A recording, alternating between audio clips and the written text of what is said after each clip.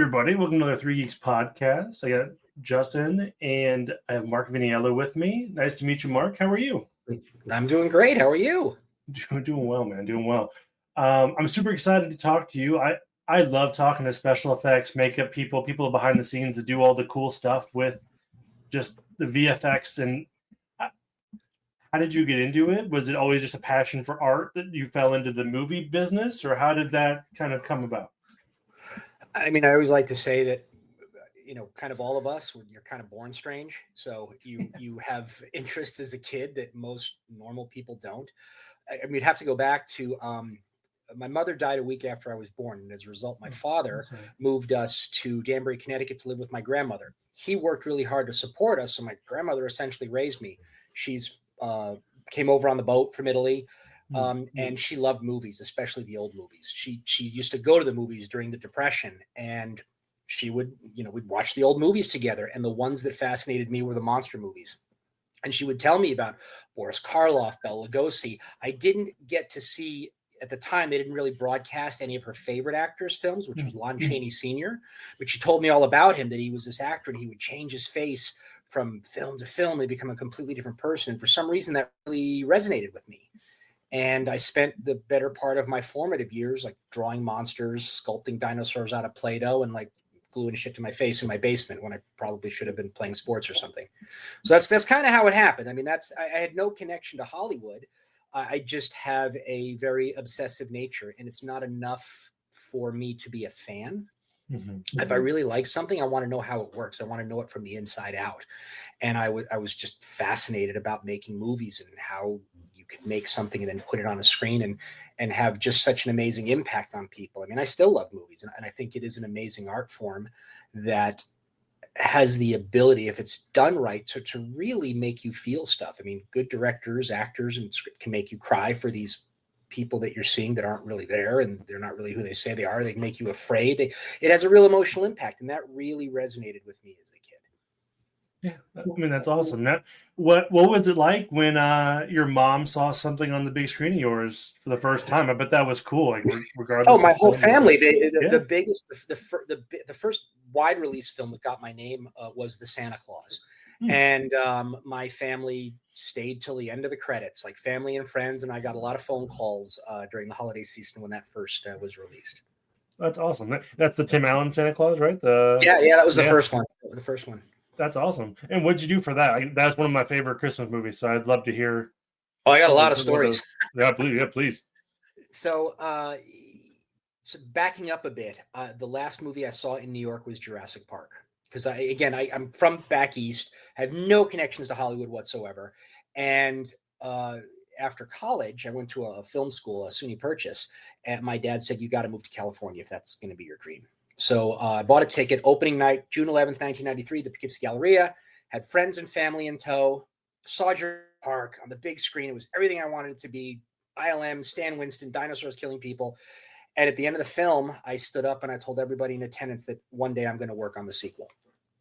Now, mind you, I'm 22 years old, only worked on student films. I had a better chance of being abducted by space aliens than working on any real Hollywood film. But I was insane. I'm like, again, I'm very obsessive. So I drove across country with a buddy of mine. And I started sending resumes out. The first big job I got a lower budget independent film with Mark Shostrom, which is really cool. That's truly my first credit, was with Mark Shostrom, called Love is a Gun. It's a film with Eric Roberts and Kelly Preston. They misspelled my name. And then I got a call from Tom Woodruff, and I was down to my last $50. I didn't know what I was going to do. And he said, "Hey, we're hiring. Would you want to come on board?" I said, "Let me check my schedule, Tom." "Yeah, I'm available. Let me know when to start." He said, "We open up at 8 a.m. This was February 25th, 1994.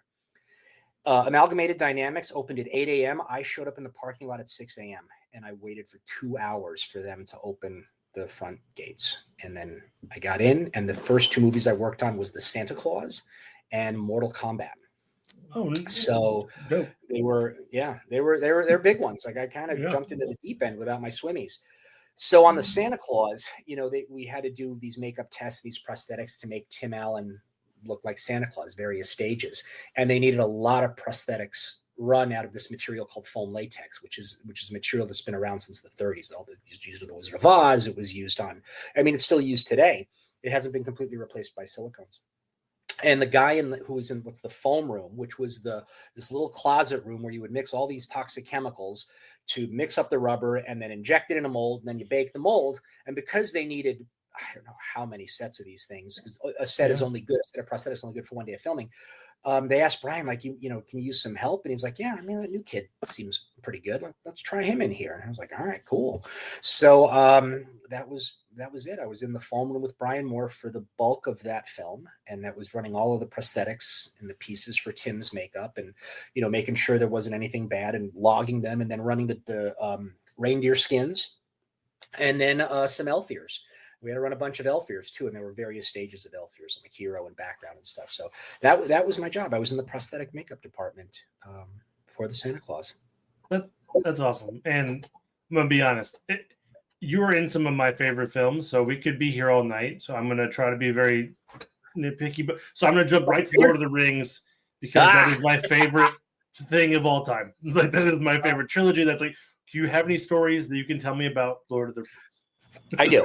So by this time, we're now at like 1999, and I'm working for Stan Winston, ready to do Jurassic Park 3 and AI artificial intelligence. Now, Stan always shut down over Christmas and gave the workers time off. I was very, very serious about that, about giving people time off. And at that time, Weta Workshop, who I had met before, I did a Xena episode in New Zealand for KNBFX, and I played one of the monsters. I got to fight Xena. That was really cool. And I took a trip to Wellington, because I was in Auckland. I took to meet Weta, to meet, you know, those guys, because I heard about them. Yeah. And they were awesome. So when they were crewing up for Lord of the Rings, they put out a call to the whole world to come and help them on this. It was gargantuan. And Richard Taylor gave me a call and said, we're a little behind the 8 ball here. We need some help in the foam latex department. And I said, great. When do you need it? And they said, you know, it would be over, you know, Christmas holiday. Now, remember, this is 1999 and the world was going to end in the year 2000 when. Yeah. Y2K, right? Yeah.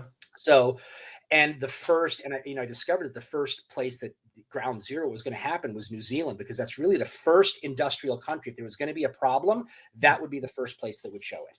There's some other uninhabited island that truly got the first light of the new year, but it was going to be New Zealand. Again, I'm 28 and I'm like single. And I'm like, great, let's go. It'll be a great party. If that's the end of the world, sign me up. So I told Stan, I said, I have this opportunity to go down. And he said, okay, you just make sure when you're done, you come back here because we need you. Mm-hmm. Like he made me give my word. And it's a good thing he did, because I probably would have stayed. So I went down to New Zealand, and I went into the foam latex department. A guy named Xander Fortier, who I'm still friends with, was running the department there. And they just had it was massive amounts. This was for an Orc or Urukai army. It was massive. Masks, gloves, chest pieces, legs.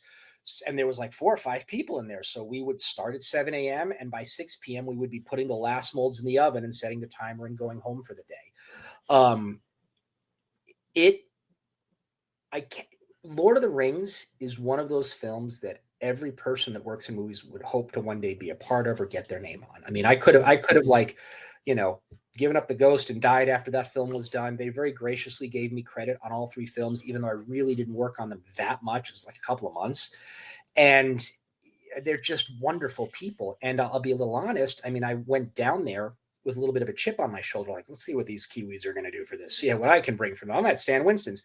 And my jaw hit the floor. In fact, I think part of their resourcefulness is they are so segregated, is that they didn't know some things, like you can't do that. It's that Kiwi ingenuity and resourcefulness is truly second to none. They did things where I'm like, I don't know how they're doing. This is amazing what they took on. And the artistry and the detail, I cannot overstate how amazing an experience it was. And I got to meet effects people from all over the world. Yeah. And truly it comes down to Richard and Tanya, because the leaders set the tone for the rest of the show. And they are, I'd lay down in traffic for either one of them. They're wonderful. I cannot say how amazing they were to me. Yeah. Do you have a favorite memory of just being in that country then? I know it's beautiful. I've never been. I'd love to go, but I know it's just pretty and You should, stuff. and you should do the Yeah, Hobbit tour. You have a whole yeah. tour, and you'll see the Weta Cave. But my memory was New Year's Eve when the world was Okay. going to end. We were at a bar, and there was a river, and I remember, and when we were just drinking and having a great time. I'm like, this is it. And then when the New Year's happened, we all ran out of the bar, and we could look down on the river.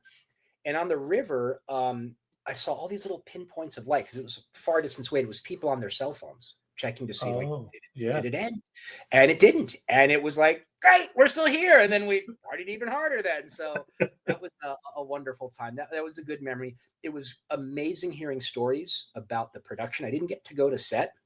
It was really there to help kind of get the prosthetics out. But you start to hear stories like, Stuart Townsend was supposed to be Aragorn. Yeah. And he wasn't. And find out why. And you just find out little things where you're like, this is kind of a nutty production, but we're right on. And having Peter Jackson too, that was another one. I'm like, this seems more like it'd be appropriate for Ridley Scott.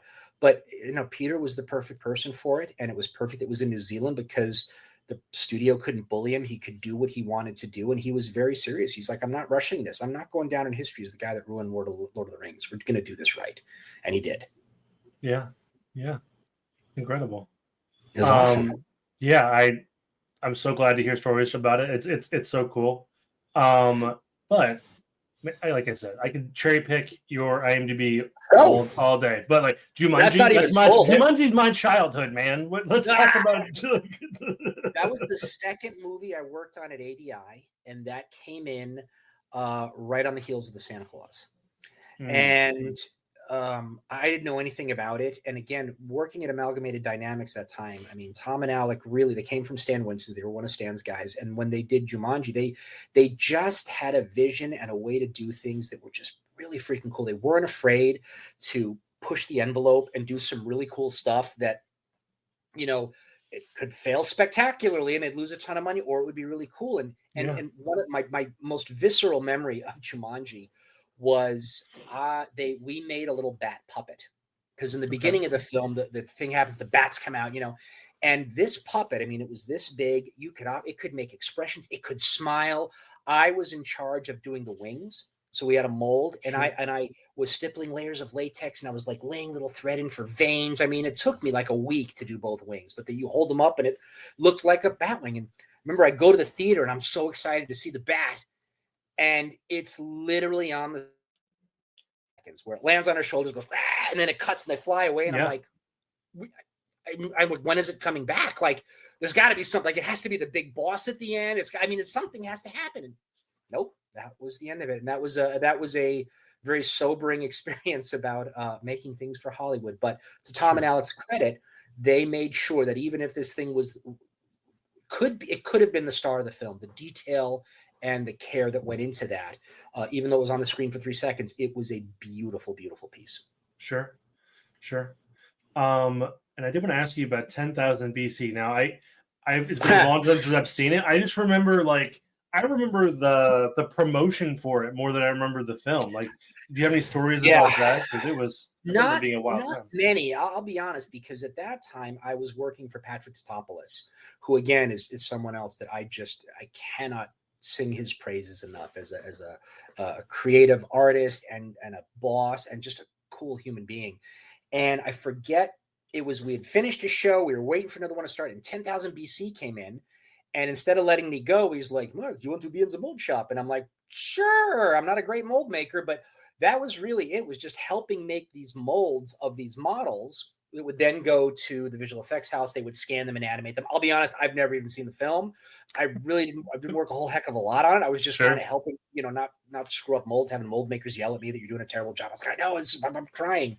But that's really, I'm sorry, that was my only real memory of 10,000 BC. No, it's okay. I just remember I was in high school at the time. I just remember seeing all these commercials for it and it being just a caveman versus the world. I just remember that whole thing. It was and I don't think it did very well. It did not. I remember distinctly it did not do well. Yeah. Oof. That's all right. Yeah. So I'm surprised that's on there, because the IMDb is not 100% complete, and there's a few films I've worked on that I didn't get credit on that I wish I did. But I mean, like I said, I got credit on Lord of the Rings, so I shouldn't complain. But Brother, your IMDb is as impressive as ones I've seen. Like, let's talk about Spider-Man. Want to talk about Spider-Man? Oh yeah, sure. I can tell you about Spider-Man.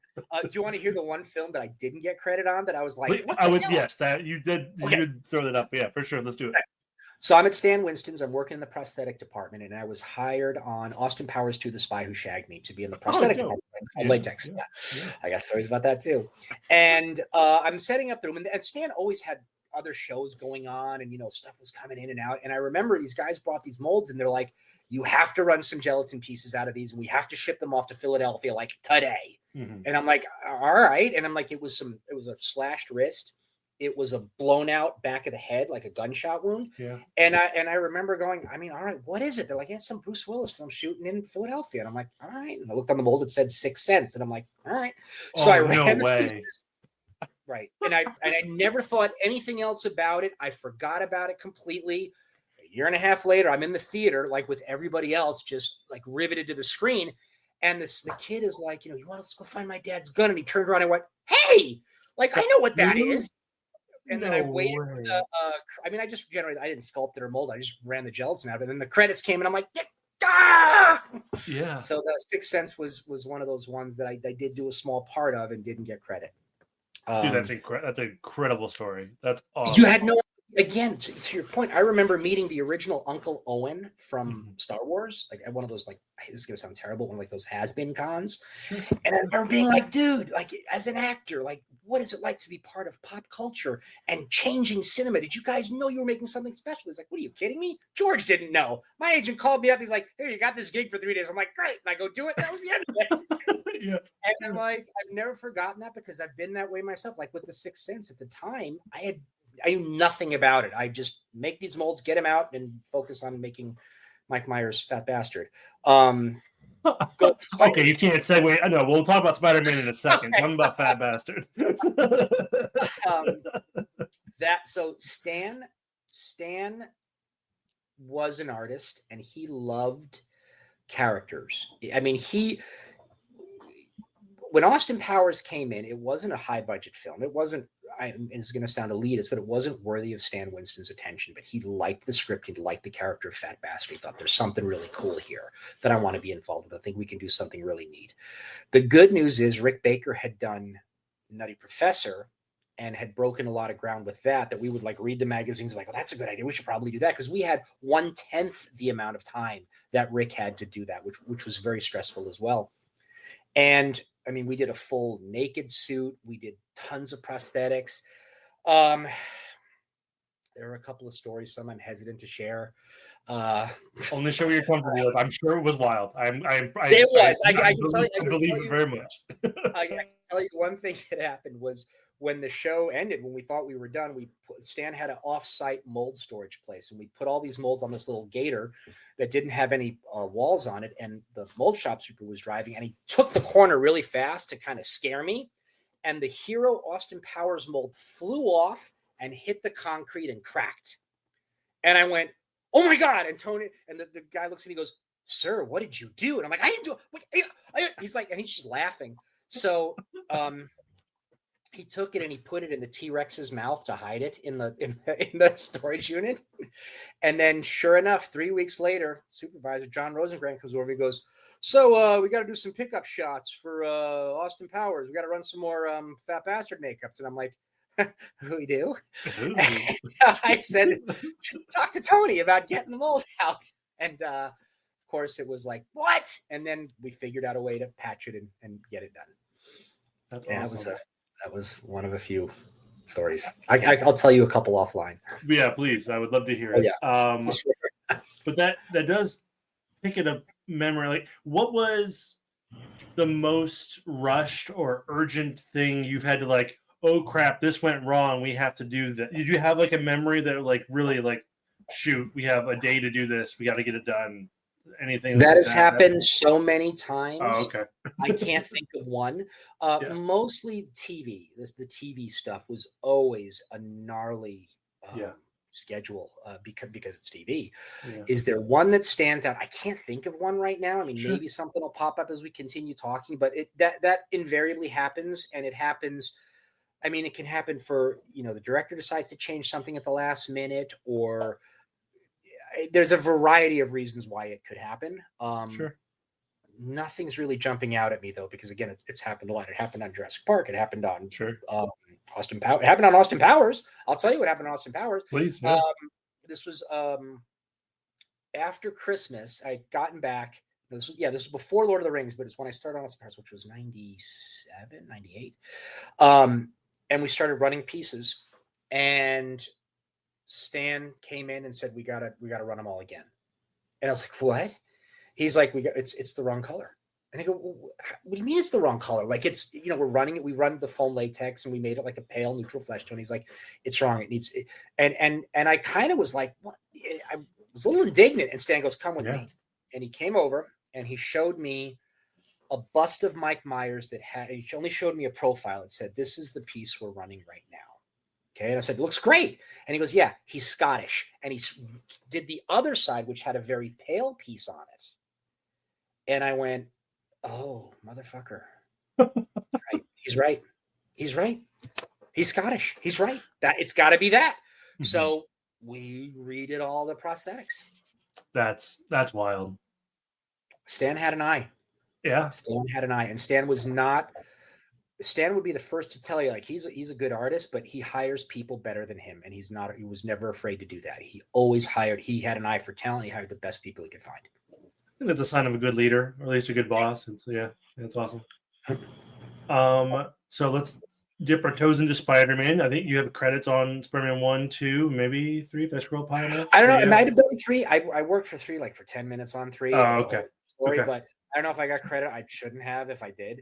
So Spider-Man 1, I went back to ADI, and this was the first time I had ever seen an under muscle suit run out of foam latex, that then the costume went over it, and the dimensional webs were all run out of foam latex. They had these flat aluminum molds that had all the patterns of the webs. There was like 20 of them, and they all went together like a jigsaw puzzle.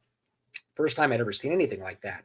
So it was trying to figure out how to do this. I mean, again, Tom and Alec trying to figure out a way to make it work. And this was really the first time I can recall of a makeup effect shop doing. Now, I know there were the Batman films that did the costumes, that had a specialty shop for that, the Bat Shop. But Spider-Man really was a makeup effect shop doing specialty costumes, and it was a spectacular costume. I totally screwed something up on that too, where completely, where so the Spider-Man suit was 2 suits, and the undersuit was this mesh suit, and there was like a 90 piece mold that we injected the foam and made all the muscles. And then the spider suit went over it that had like the webs and stuff on it. Yeah. So I remember I was having a hard time closing the mold because there was a zipper at the top. And I remember, the way the suit was designed, you didn't need it. You could have kind of got into it like long johns and stuff. And I went to Alec and I said, Alec, do we really need the zipper in the back? And he goes, because I said, I'm having trouble closing the mold. And, he gets into it he gets into it like long johns. And Alec is like, I don't think we need the zipper. I'm like, cool. So I bust the zipper off and I super glue and I like epoxy so it can't be unzipped ever. Mm-hmm. Ran the suit, sent it to set. Apparently Toby's a little claustrophobic. Oh no. And and he got in. He's like, all right, guys, I'm going to get in this thing. And this is a story I heard. And he's like, I'm going to let you know if I got to get out of it. And he got in and he's like, okay. So they go to get it out. And Al goes, wait, I'll unzipper the back. That'll help. He's like, oh, that'll totally make it better. And there was nothing to zipper. It was all. How are you going to know? That's an incredible. No, I heard about that. How are you going to know? And I was like, what the hell were you thinking? I go, Alec, do you remember when I asked if you needed the zipper and you said no? And he's like, yes, I do remember it. Now it makes sense. I'm like, yeah, sorry. Yeah. So stuff like that happens. I mean, again, I'm glad I wasn't there for that. It's just a story I heard later. So yeah. But, and then Spider-Man 2. I was actually working for Steve Johnson at that time. I did very little work on the emblem, on the spider suit. I did some emblems stuff. ADI was still doing the suit. I don't know why we got to do the emblems, but the Doc Ock tentacles is what I was helping with, and I was doing. Oh, sweet! Yeah. That was so badass. Lyle Conway was the head guy to come in for that. Now you know who Lyle Conway is. I'm not familiar, but please, yeah. Old Henson guy was a big part of the Dark Crystal, and Lyle Conway got an Oscar for the Audrey 2 puppet for the 1986 film Little Shop of Horrors, which okay. to this day is still one of the greatest things I've ever seen. So I'm like, I get to meet Lyle Conway. Like, this is awesome. And he was, talking about the tentacles and stuff. And we were trying to figure out things to do for Doc Ock to do. And one of the things that we wanted to play the piano, and I played the piano. And I said, I can do this. I said he should play Beethoven's sonata, Moonlight Sonata. And so I had the tentacles. So I played the piece first, and then we played it back. And I was puppeteering the tentacles to do the thing that we showed the director. Obviously, the tentacles weren't playing the actual notes, but as the notes played, they were hitting something. And it went to the director. They loved it, but he never wound up playing piano in the film. Oh, that would have been really It's cool. online, Show the dexterity of the tentacle part of it. That'd be really cool. And that's online somewhere. It's on YouTube on one of the behind the scene things of playing. Sure. It's actually my keyboard is playing on, but yeah, that was again, that was another neat shop, Steve Johnson shop. They really did some really outside the box, unique approaches to things that were just different. That shop was special too. So thinking about that, when you have something that's like very unique, do you know going in that this is going to give you trouble, or is it just like, hey, this week we realize this is going to be the big hurdle? You know what I mean? Like, you hope it's not. It really depends on what it is. Like on the Santa Claus, one of the things they were experimenting with was this hot melt material that jiggled like flesh, only you had to heat the stuff up 400 degrees and heat the mold up 400 degrees and force inject this stuff in.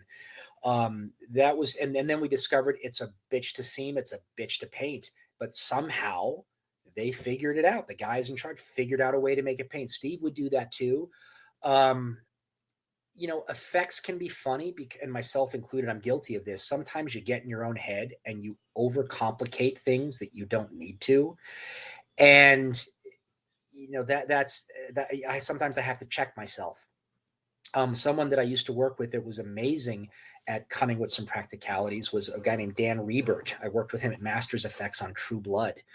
And I remember there was a moment where a vampire got burned to a black char and he's supposed to cough up ash. And I'm thinking, how are we going to do that? Are we going to have like a tube and it's a profile? That's going to look dumb. And I'm like, we can't put like dust in his mouth. Like, what? How do we do this? And Dan's like, get half an Oreo cookie. We'll grind it all up and we'll put it in his mouth. And I thought, oh my God, that is brilliant. That is the simplest, most brilliant idea ever. That said, on the same token, there was another episode where a girl got a cheek cut with a scissors. And I was doing the budget. And I said, okay, she's got to come in. We'll do the appliance. Maybe we'll take a life cast. We may not have to. And Dan's like, no. You have to budget for her to come in for 2 life casts and a fitting. And I went, whoa, Dan, like she gets cut. And he's like, trust me. Yeah. And I'm like, all right. So the actress comes in. Dan made a tray with a wire that he put in her mouth, and the tray was held in her teeth. And he took a mold of her teeth, but we put this thing in her mouth, and he dimpled the wire in her cheek. So it sunk it in, it pushed it in. Then we took a mold of her face. Then we made the appliance. And while that was going on, Dan was making an actual like little dental tray with a wire coming out. And we put this thing on. I was like, oh, goddamn, like there's nothing there, because when you do a prosthetic appliance, you can only build out. You can't take it.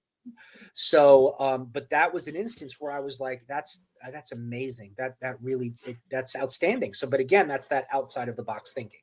Yeah. There are some times that didn't work quite well because, sometimes, we're going to take a life cast of a guy like this because he's going to be a monster. It's going to be a tentacle coming off. I'm like, Dan, we can't do that to the guy. He's like, well, it's going to look great. I'm like, but he won't be. He's going to die. Like, we can't do that to him. So sometimes there would be that little back and forth. That's awesome. Is there something you really enjoy doing, or is this the problem solving of it? Do you really care what the application of the thing is? Yeah. I love problem solving. I love working with creative people. I love going to set and bringing things to life. I love that energy. A lot of people don't like it. It is stressful. I just love when you first get a script and you read it and you go through it and you start breaking it down. Then you start going, oh, it could be this, we could do this. And then, you get all these great ideas, and then you get the studget and the budget. The killer of all movies is the budget. Yeah. There's never enough time. There's never enough money. But, we do the best we can, because I really don't know a lot of people that don't love what they do. And I don't understand why you would be in this business if you didn't love movies and if you didn't love doing this crazy stuff. There's plenty of other jobs out there, but I do love the process, and I just love seeing people that are really good at what they do. I've been doing this for 30 years, and I am friends with people I used to read about in the magazines, and I am still in awe of the art and the technicians and the things that people do. And to this, I still love going to work, and I still love being around the people that, and again, that's not to say oh, believe me, there's days I'm like, I just want a desk job where I can unplug my brain, but I have to check myself because, honestly, a bad day in the office for me is if the elf ears didn't turn out right. Like that's, that's not stress. And I try to tell that to new kids coming up. Like, remember, like stress is like brain surgery on a 6-year-old. That's stress. This, we'll figure it out. We always do, Yeah. So, for a long time, I was in banking and I had a manager that said, "Hey, we're not doing brain surgery." Like he would just like calm down, like everybody. It's just like, "Hey, this isn't like no one's dying because we do something. Yeah, because we do something wrong." Yeah. But some believe me, but producers will make you think you are, and then sure, money's on the line. I'm sure the same thing there is like, it's like the end of the world. So your work in Spider-Man, did that lead you to Venom, or was that a different avenue, or how did you? So Venom, that Venom is not the Marvel Venom. That's the Swamp Zombie. Oh, okay, cool. It was a horror film about a swamp zombie, and again, that was for Patrick Tatopoulos. So when that happened, Patrick said, "Got this other show, come on in. We need some foam appliances running." I'm like, "Great!" So I went back, and that's what that film was. And I believe an actor, was he in Venom? I have to look it up. There was an actor I went to college with, and I've been trying to get a hold of him, and we've never crossed paths. His name is Shea Wiggum. I just saw him in Mission Impossible and F1. Like, this is the summer of Shea. In college, he was a phenomenal actor, and our paths have never crossed. He was in Boardwalk Empire. Like, he's done a ton of stuff.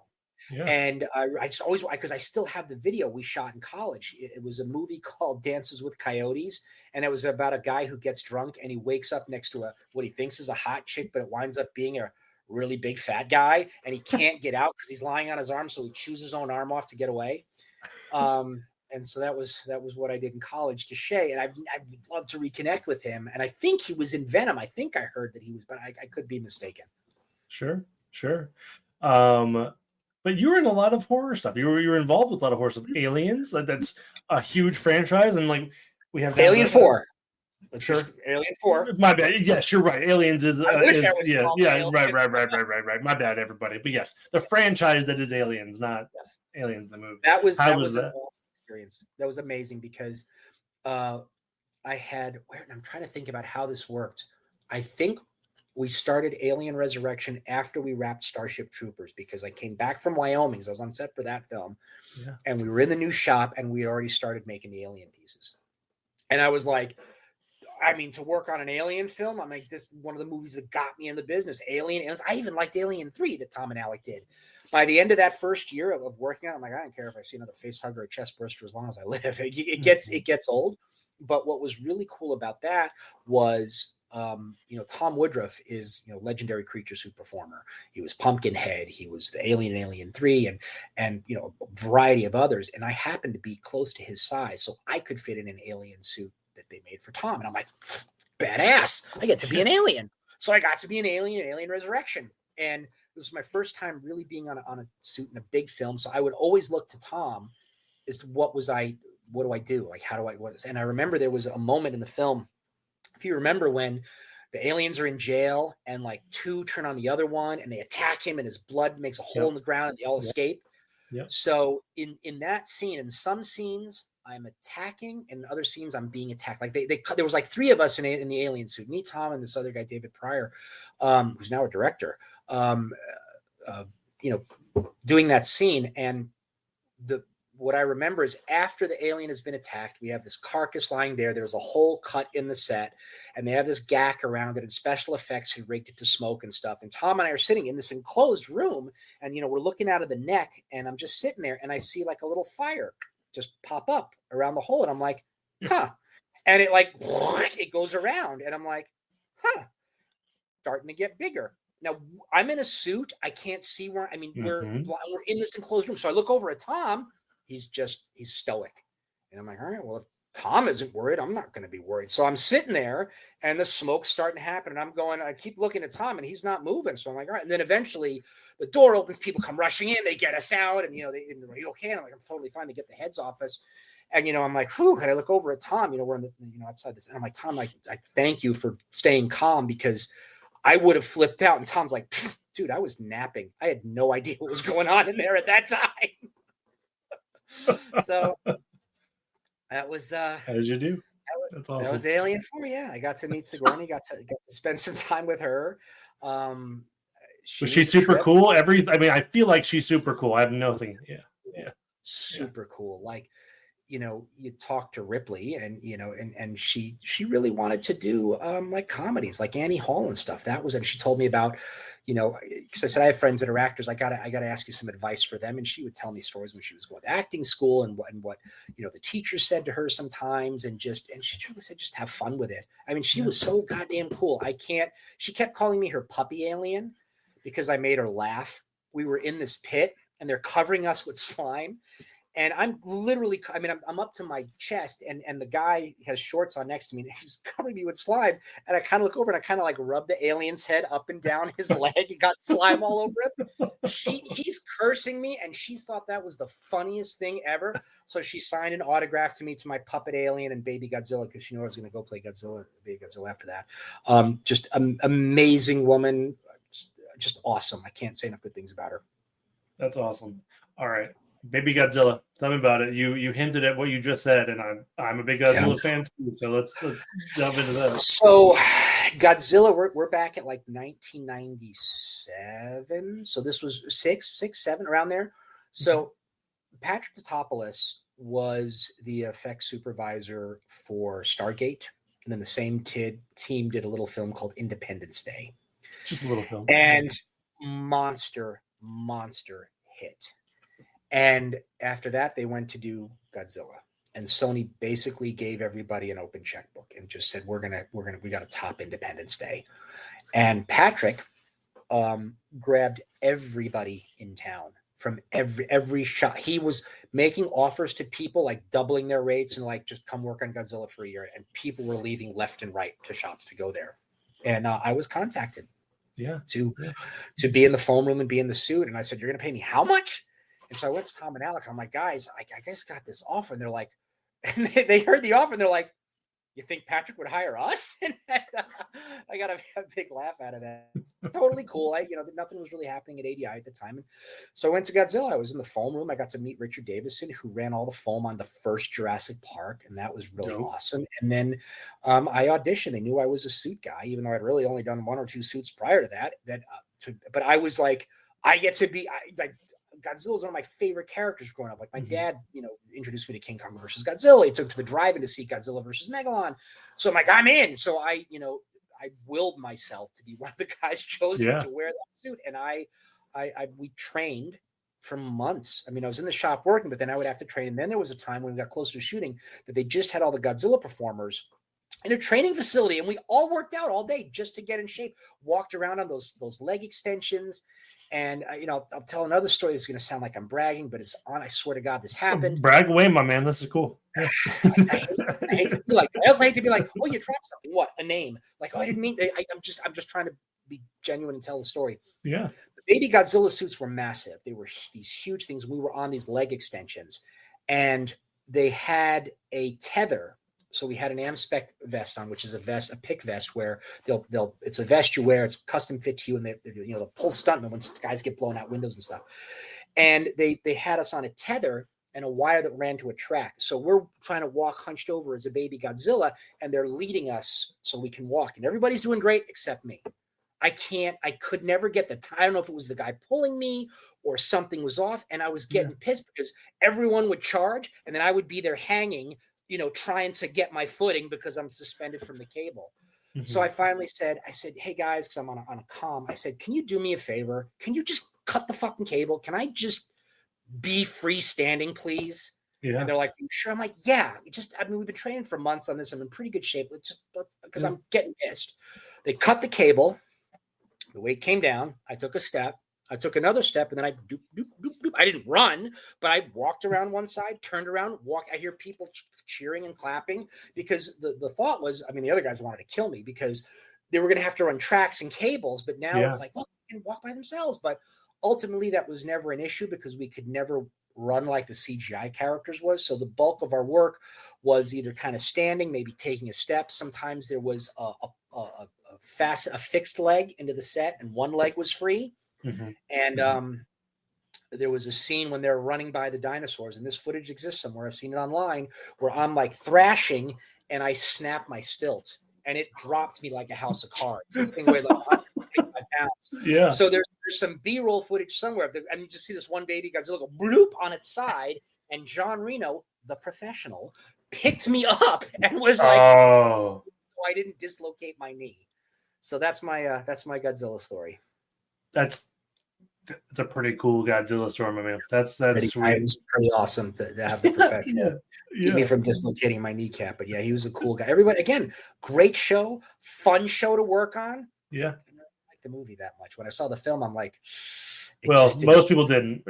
I was a pretty young child at the time, so I dug it a ton just because it's Godzilla, and it spawned like a cartoon, I believe, and I watched that. Totally did.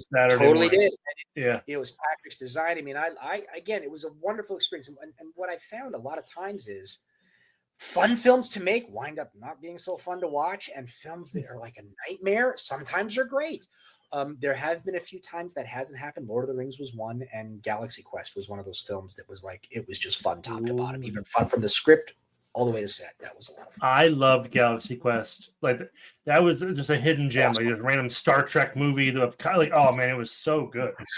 It was so good. And when the script came through Stan's, again, not a big film, not really worthy of Stan's attention, but he loved it. And you know, I remember hearing some of the department heads just laughing about the script, describing some of the scenes. I'm like, this sounds awesome. And I got to read some of the script. I'm like, this seems like it could be pretty funny. And we got to set. It was just a great time. And, you know, the one kind of bummer there was Saris, the main guy. We were hoping like he was going to be like more popular than Darth Maul. Sure. That didn't happen. Yeah. But one of the cool things about that film was when we were figuring out how to do Saris,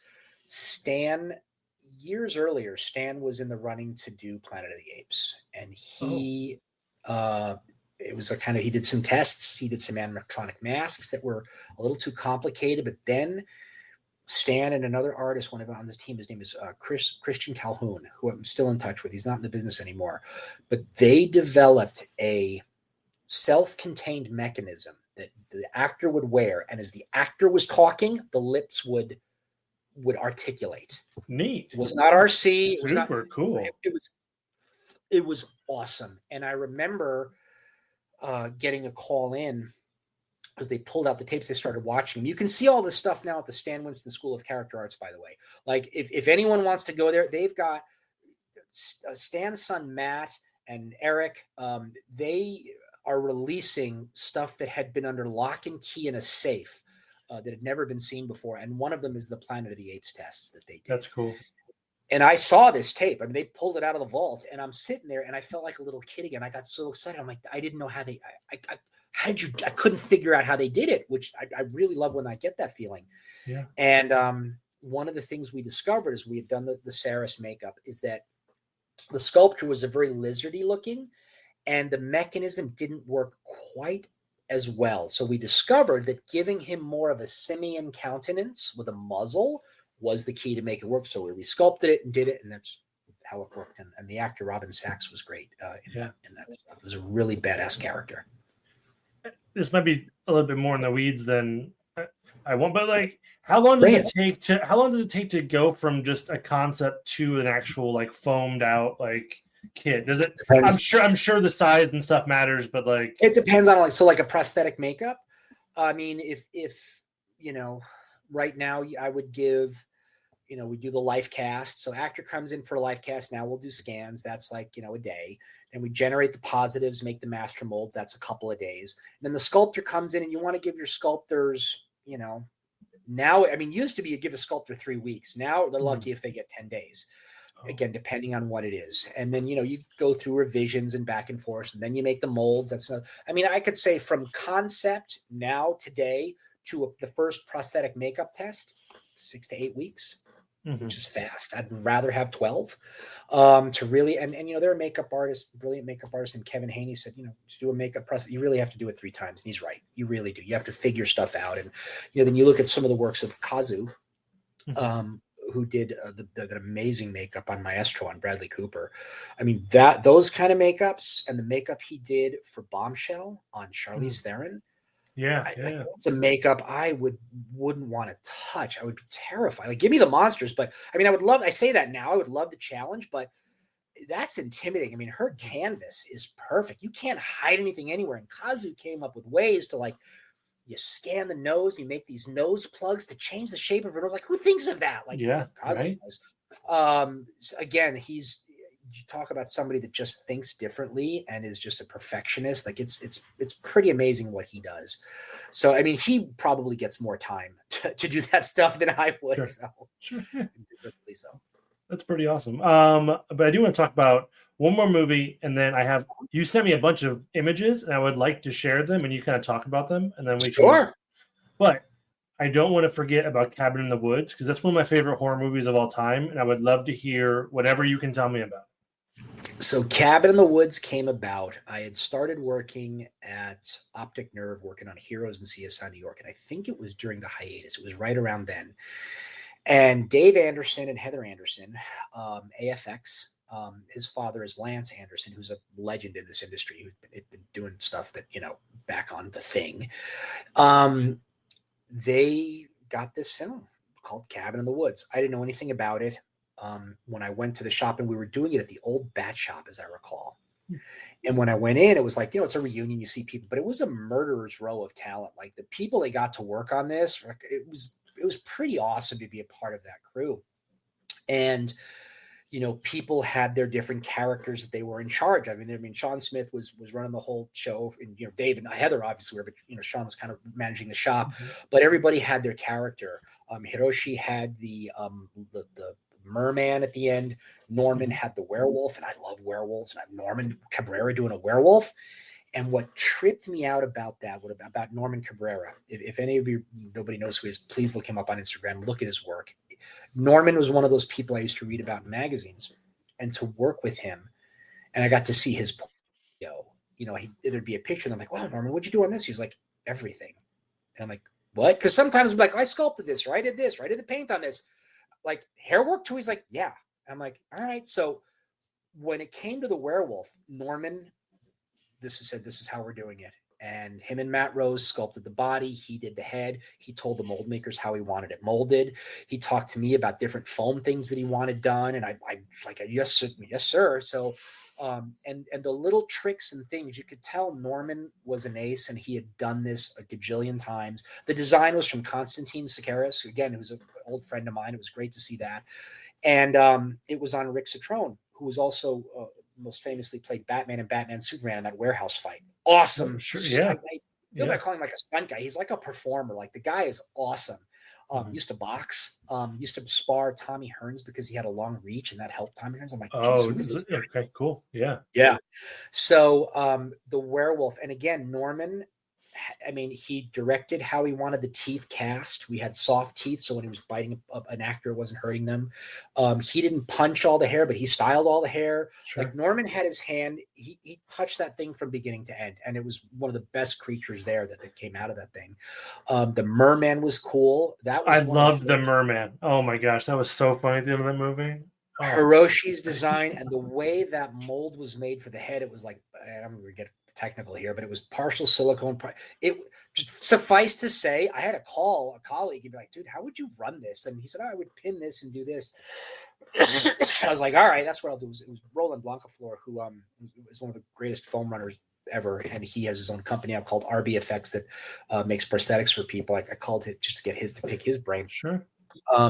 He gave me some pointers on that, but again, that was a pretty, and it was Hiroshi, I think, was the one that really spearheaded that one. Hiroshi Katagiri, who's also a director, who did a great film called Gehenna. It's a horror film. I highly recommend it if you can see it. Sure. Yeah, everybody. Mark Garbarino had worked on some of the demons. Lance Anderson worked on the unicorn, and I mean, it was just again, that was one of those magical moments working on a film. And I remember as we're working on it with all this stuff, I'm like, the fuck kind of movie is this? Like, how does all of this tie together? Yeah. Like, I don't get it because I didn't read the script. Yeah. When the film came out on video, I don't remember if I rented it or I watched it on demand. Whatever I did, I started watching it.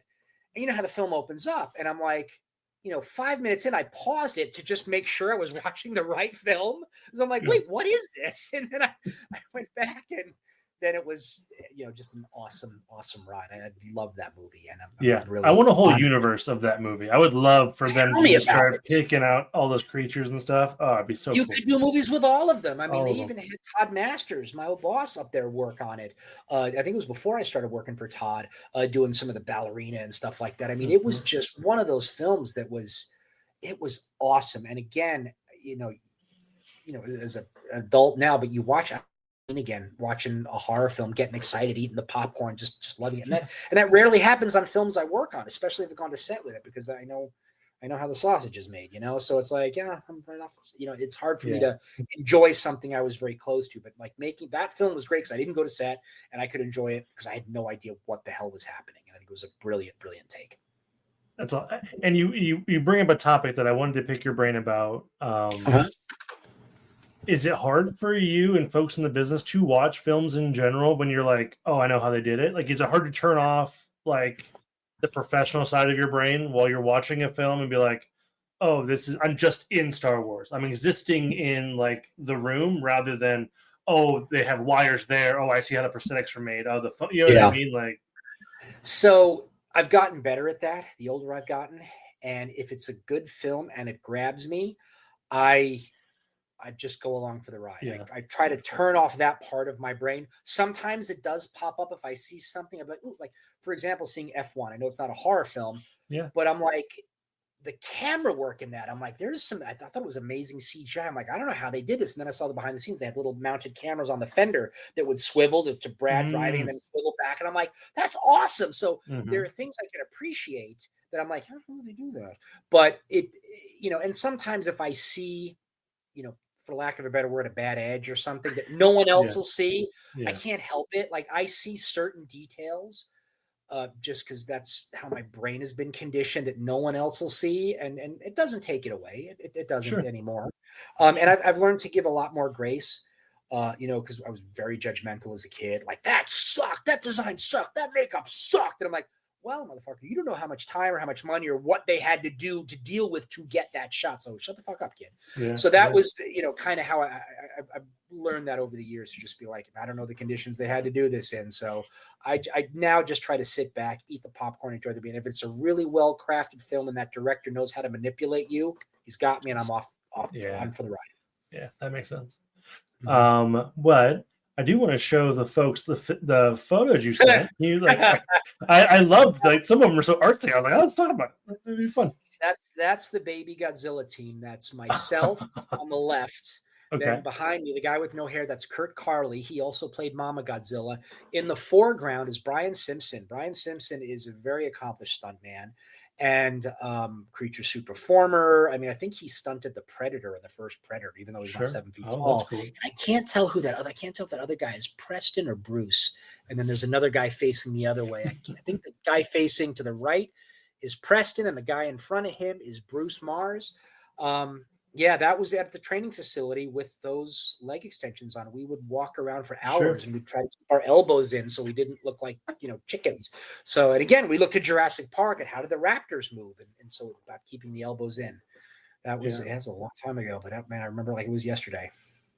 I mean, it'd be hard to forget walking around on stilts with Godzilla feet on. I did it. I took my stilts home. I would walk around my apartment. I would walk up and down the halls. Like I would get up, I'd put them on. I wanted it so hardwired into my brain. I couldn't, lose my balance if I wanted to. Sure. Do you think you could jump on some stilts right now? 100%. Yeah. 100%. Yep. Yeah. That's awesome. This photo was so cool to me. So good. So good. So that was from a film called The Curse of Bridge Hollow. It's a Blumhouse film. It's a Halloween family film in a Netflix release. It's an awesome family Halloween film, and it's about Halloween decorations through circumstances like suddenly come to life and terrorize the town. That was, again, it was one of those films. There was so much going on. The company I work for, Spectral Motion, we were in charge of that guy, which is Stingy Jack, the main big bad guy at the end, and then these two mummy decorations that come to life. There was like clowns, giant spiders, there's all these other monsters. So there were other companies involved. Tony Gardner's Alterian Effects did some work for it. The Henson Creature Shop did some stuff for it. And then Todd Tucker's Illusion Industries did some stuff for it. So that was kind of cool, going to set and having like a family reunion with all these other people I knew. I remember I got to set and the stuff I had to work on wasn't there yet. Something happened, like they couldn't get it from the airport. So I'm like on set. I'm like, and Tony was there working on a gag with another guy. And I just told the producer, like, well, since I'm here, like, Tony, could you use some hand? He's like, absolutely. So I'm like, great. So I got to work with Tony Gardner and, help them do their gag. So that was really awesome. It's great to see old friends.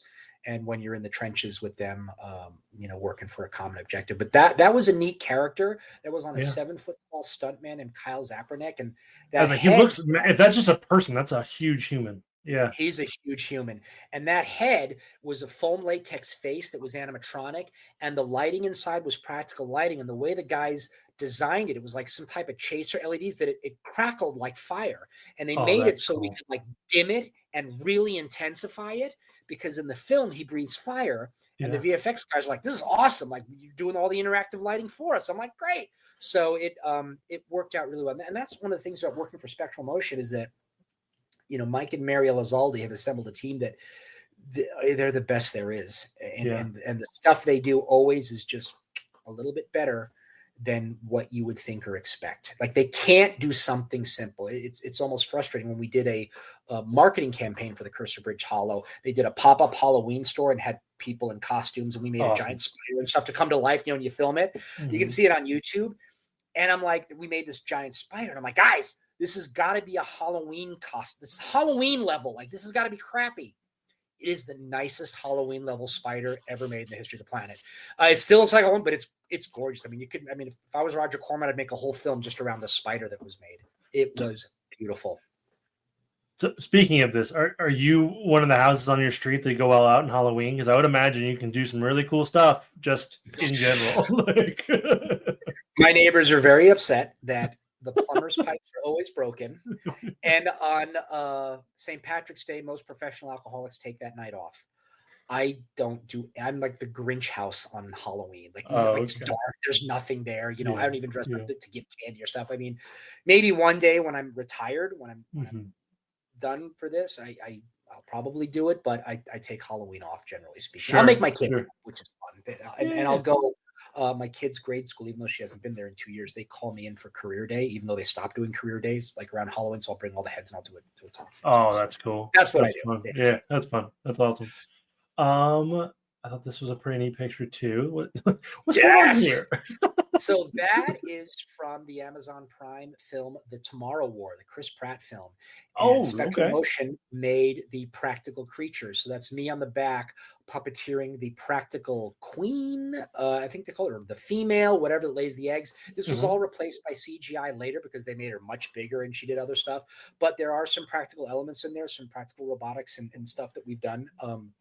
For that film, that was a blast. Chris McKay was the director, and the VFX supervisors on that were awesome. It was a great time. Rob Cowan was a director or a producer, and we shot in Atlanta at the Blackhall Studios. It was just a great experience, and I will never understand the hate that Chris Pratt seems to get online.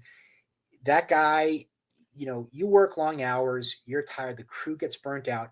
He can come on set and he can change the energy of a set. He got us like a coffee truck. Like he can come on a set and he just changes the energy because he's excited to be there. He's just a really cool guy. I mean, he really, and I'm talking like anecdotally, like meeting with him, talking with him, fist bumping, like I interacted with him. I mean, I've never been to his house. I don't know him well, but I can tell you my experience, the guy's awesome. And I told him this too. He has to do a lot of acting with stuff that isn't there that they put in later. He could be a mime. Sure. He could be a puppeteer. He is so good at making something like when he's wrestling with something. I mean, I'm a puppeteer. I'm a creator. I can't do it as good as he did it. He is that good. And I told him, I was like, oh, come on. I'm like, no, dude, like we got a puppeteer gig coming up. Like, I want to hire you to come in and help us bring this creature to life because you're awesome. I mean, when we showed up with the creature, we showed up with there's a dead creature in the elevator. You never see it. It's a full size one. He brought his son over and his wife came and he was just so excited. I'm like, well, come on, dude. I mean, you were on the Jurassic films. You saw this. Like, yeah, but those are dinosaurs. We've seen those. Like, this creature's never existed. We've never seen something like this in person. I'm like, touche. Good point. Yeah. Yeah. That's awesome. I really love hearing good stories about people. It's nice to hear that Hollywood stars are not all a-holes. Not all of them, but he's there have been a few where I'm like, I never want to work with him again. But again, I try to give people grace. Don't know what kind of day they're having. And again, when you're working with someone like me, it's like going to the dentist. You're in the chair for hours with people poking all over your face, and then you got to go act. So it's tough, but hopefully their agent negotiated appropriate compensation. Yeah, I chit-chatted with an agent once, and he once said, "Is like if they're an asshole once, give them grace. If they're an asshole twice, now we have a pattern." Like that was just he's right. He's absolutely right. I usually only work with people once, so I got to give them. Yeah, it's fair, totally fair. This cracked me up when you said this to me. That was sweet. Yeah. So what we have here is the crew for Imaginary. This is another Blumhouse film we shot in New Orleans. And this was the bear beast, the Chauncey beast, the little teddy bear turns into this monster. And who we have working from left to right, we have Tim Heising, who's a mold shop supervisor, puppeteer, makeup artist. I've met him on Starship Troopers. Behind him is Richard Landon. Richard Landon was one of original's Stan Winston's crew. He worked on Aliens. He worked on The Terminator. And he is not shy about sharing stories when nerds come up and wipe boogers on him to geek over him. He's totally cool. Like I should recommend him to this podcast because please, we would love that. The stories he has is again why I got in the business. Yeah. In the creature suit is Dane DeLegro. Dane played the Predator in Prey. And he has now gone on to an actual acting career. He's done creature suit stuff. He's a superior athlete, but he's a legitimate actor too, and was in Running Time or Winning Time. It's the basketball season 1 of the basketball with Kate Hudson. She did he was in that briefly, but he's doing other stuff. I'm there. And then in front of me is Claire Fluin. Claire is like my work wife, and I rely on her and I lean on her so much to do things. I mean, she did The Grinch. She did Nutty Professor, like when Eddie Murphy's jumping rope and he's really fat. She made all the stuff that looks heavy but isn't. And then next to him is David, who is a local costumer who was a fantastic find, because you never know how local help is going to be. Sure. Again, if he was local to LA and I had stuff, I'd hire him today. I hope to go back to New Orleans to work with him again. So that was a great film directed by Jeff Wadlow, who we worked with on Cursor Bridge Hollow. Again, it's great to work with people because you know how they roll, you know what to expect. That was just a really fun film. The cast was amazing, like that, and I got to be in New Orleans. It was awesome. And the great thing about being on a film crew is when you go there, you automatically meet locals. So it's like, where should I go? Because idiot me would go in the worst possible place you could go, and I'd get stabbed. So they would always tell me, like, go here, go here. If you suddenly find yourself alone and not in a crowd, get back to where the crowd is. I'm like, roger that. Mm-hmm. So yeah, that's Imaginary. It's a fun film. That's awesome. That brings up another point that I wanted to ask you. Your community is probably pretty niche in terms of like you probably know most everybody in the business. Is that a fair statement? Yeah. Like social media has helped. Like there's people, worldwide. There's still a few people that I'm just like, who's this person? Like I'll see stuff will come up on Instagram and I'm like, oh. But generally speaking, we all kind of know each other and we all kind of know what we're working on. So yeah, it's a relatively small industry. Which I think is pretty cool. I think that's pretty neat. It's awesome. I mean, there's a guy in England, a guy named Rob Smith, who's a foam runner, and I'll pick his brain all the time. We'll go back and forth with stuff. I mean, he does some stuff that I would never think of doing with foam latex. It's pretty awesome. So, it's great to. And what I discovered when I first got in the business, when I was a single guy, 3 years at one shop, I would get itchy. I would get antsy. I would be like, I'm feeling stagnant. And I would almost need to go to another shop and see how things were done for a breath of fresh air. Now I'm married with kids. I am going to die at Spectral Motion. I'm not leaving there. Like when Mike and Mary close, I'm going to be closed there with them. Like that's my last shop. But when I was younger, so I would love to go to, I bounced from ADI to Totopolis to XFX to Weta in New Zealand to Stan Winston's to, all these other B2 effects, like all these other places, Illusion Industries, Canem Creations, or Captive Audience. Like I love working at other shops because you learn stuff. I feel that everybody has kind of their way of doing things, and there's never, the kids that come out of makeup school like, this is how you apply a bald cap, and I always tell them, no, this is a way to apply a bald cap. And there is no the way, and it was always very inspiring to me to see how other shops did stuff and how they approach things. That's awesome. I love it. This is very artsy for me. This is pretty cool. What was great is I gave my phone to someone and I'm like, can you take some pictures? I never have pictures of me on set. And they're like, absolutely. And they're a much better photographer than I am. That is me, and that is the spider monster from Imaginary, played by a stunt guy named Michael Beckenmeyer. Mm-hmm. Michael Beckenmeyer, again, one of those things where I'm like, we originally wanted Twisty Troy for this character. He was on America's Got Talent or something, and he's the guy that like will stand there and he'll like fall like a pair of bones, then he'll walk backwards, and he was in Scary Stories to Tell in the Dark, and we wanted him for this crazy role. There was a problem with his visa. I guess he's Canadian. And we're like, like, what are we going to do? We're never going to find somebody like him. Never say never. The stunt coordinator gave us in touch with Michael, and Michael Beckenmeyer. He also played, there was a movie that came out right around the time, like The Boogeyman or something, that he was in that too. This guy was unbelievable. Unbelievable. What we put him through, never complained, did crazy stuff. He can run backwards like Troy and then do flips. He's also a parkour. Like, again, it's one of those people that are like, I really want to work with. I want to put him in another creature suit again. He was that good. He's awesome. That's really sweet. I think this is the last photo I got from you, but that was pretty cool. Oh, yeah. That's the elevator, right? Yep, that's the elevator. That's the monster that Chris Pratt's. I'm like, this is so awesome. And there was so many details there, and like his eye had reflective material, so when a light hit it would reflect back like a cat. Yeah. We made one of the nails that cut off and go back in. Mike Regan engineered that to make it multiple. I mean, again, I wish they showed this more. Like, you barely see it in the film. And I get it. We talked to the director about building a suspense. Like when you first see RoboCop, you don't really see him. Like he's walking behind things, and everybody's running to see him. We kind of built that. It was built up on that film as well. But that was that creature is now at Spectral Motion in a very prominent place in our display room. That's awesome. I do want to talk to you about Pirates of the Caribbean. How was that? Another giant movie, like universe. What was that like? So the first, I worked on Pirates 2. That was my first pirate film. And because Pirates, they're making a movie of Pirates of the Caribbean. I'm like, how horrible is this going to be? This is going to suck. And it was like the favorite movie I saw that year. I'm like, this is awesome. So when part 2 rolled around, the makeup artist, very, very famous makeup artist named Viniello, multiple-time Oscar winner, like a legend in this industry, was in charge of a lot of the prosthetic makeups. And she had a shop, and she had some people sculpt things for her, but she needed foam latex run. And I'm like, I can do it. I mean, I had a small oven in my garage, and I would, run stuff there. And really, this job was the one that kind of forced me to like have my own little foam running studio, which I still do to this day. I ran stuff for The Mandalorian. But yeah, so it was running.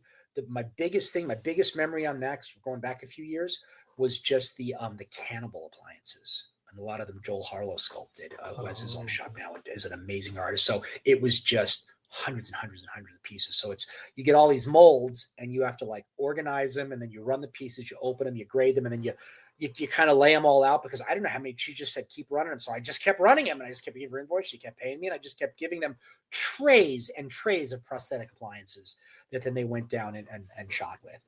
So that was really all I did for Pirates. I mean, I was on it for a bit, but I never went to set. It was just making prosthetic pieces and shipping them to the location.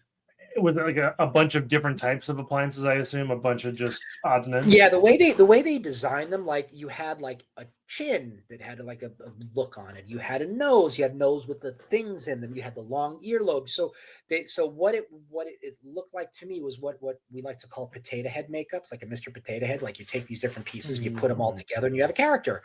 So they had it's a brilliant way to do it when you're doing. you're not going to have time to life cast and sculpt these characters unless they're particularly hero characters. So there was just all these different cheeks, different necks, different foreheads, and everyone would just mix and match and keep track of what they did for their character. And then when day 2, they grab forehead 1, cheek 4, chin 3, and make their character. So it was just making sure they had enough pieces for filming. That makes sense. I want to talk to you about A Promise Fulfilled. Let's talk about Jurassic Park. You sent me a really cool video. It didn't format correctly onto this thing, so I will play it. I will play it in the video. It just won't be while we're talking. Right. But like,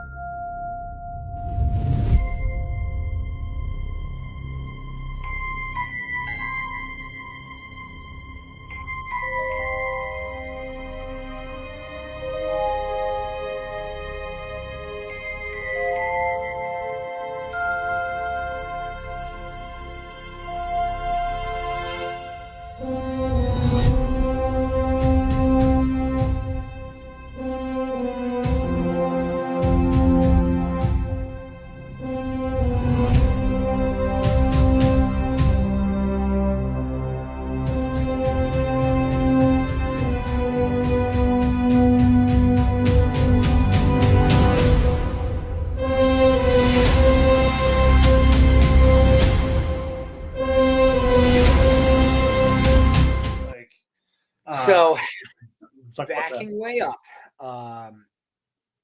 January 11th, 1993, I'm at the Poughkeepsie Galleria with friends and family. I'm getting ready to drive across country to seek my fame and fortune in California. Watched Jurassic Park. I bought the ticket like 2 months in advance. The day that we were able to buy a ticket, I bought a ticket. I held on to it for like months.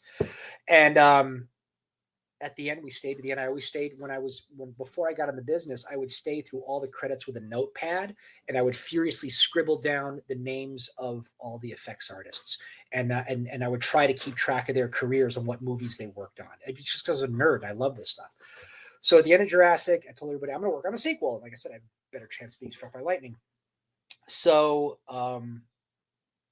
cut to 96. I get a call from Stan Winston Studios, and mind you, I'm at ADI. We're deep into direction, and I go over, and they said, "Hey, we're starting Jurassic Park 2. We need help in the foam room." And I'm like,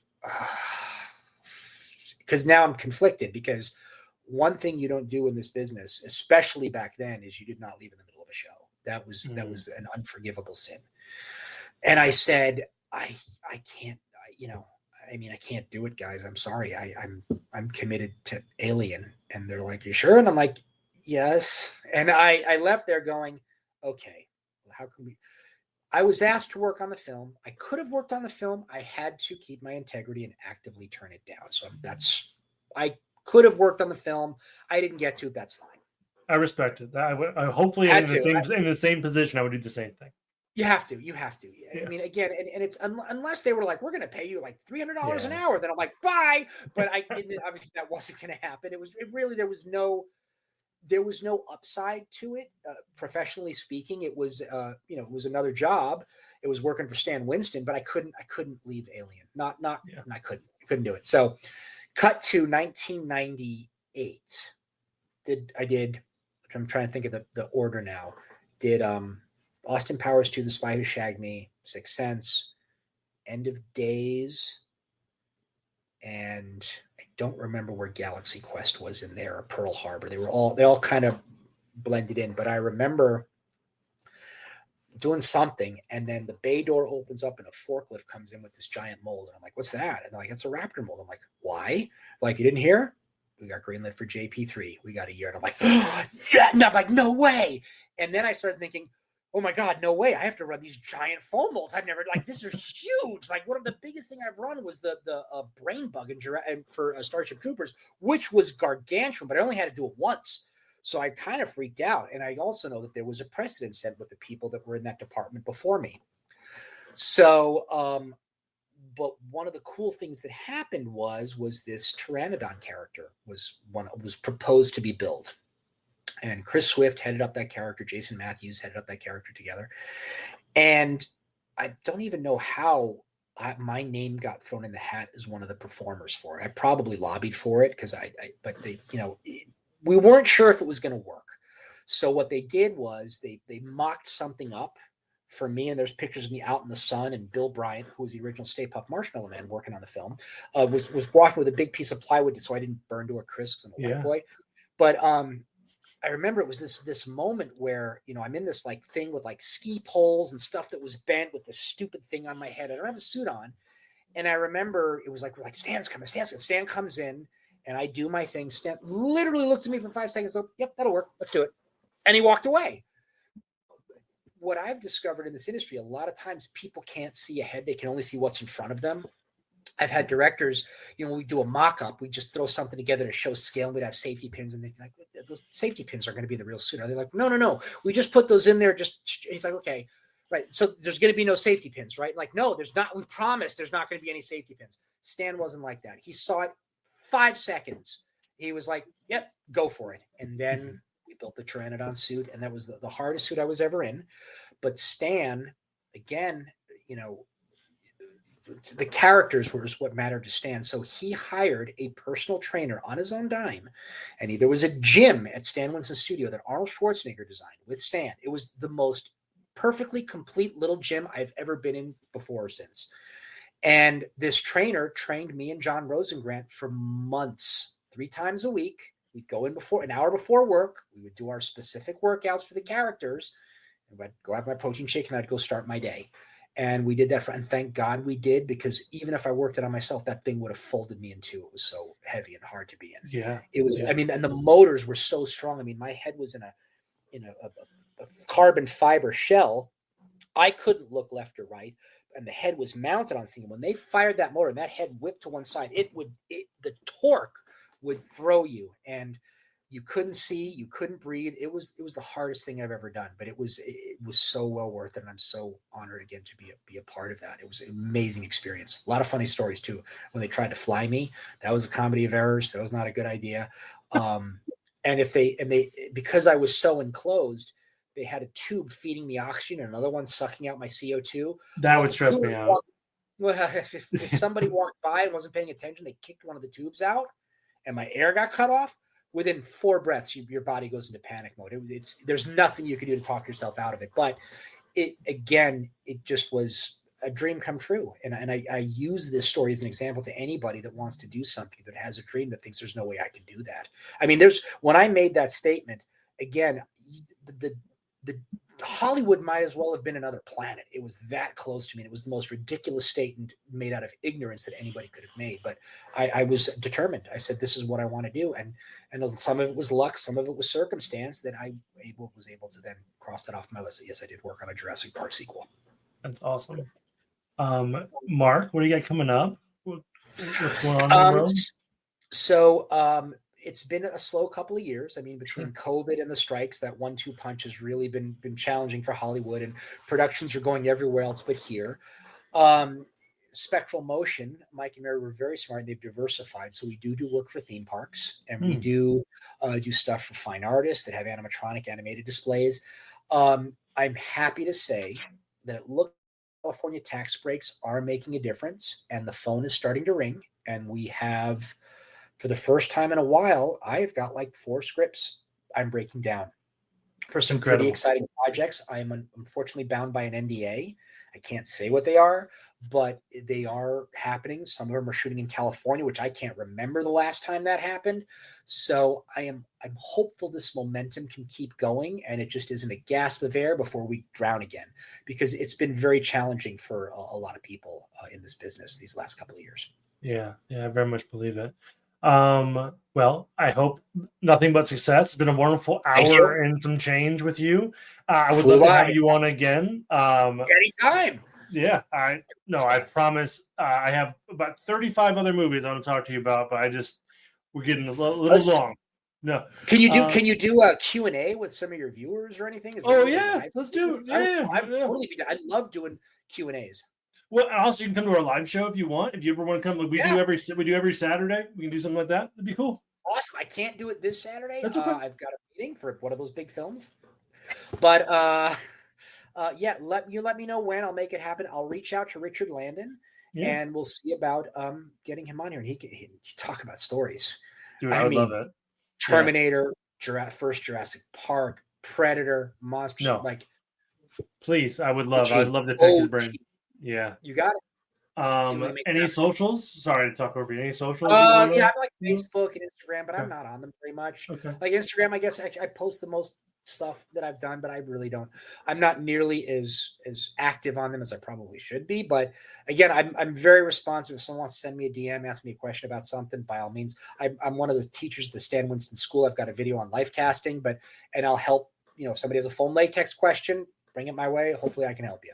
Awesome. Well, any mistakes are happening? Yeah, any mistakes anybody's had with foam latex, I've done them all, and I've even invented some new ones. So I doubt there's a problem you're going to have that I haven't done myself. So that's awesome. Well, thanks again, Mark, and thanks everybody for listening. I appreciate it. See you. Thank you, Justin. Thank you. Bye.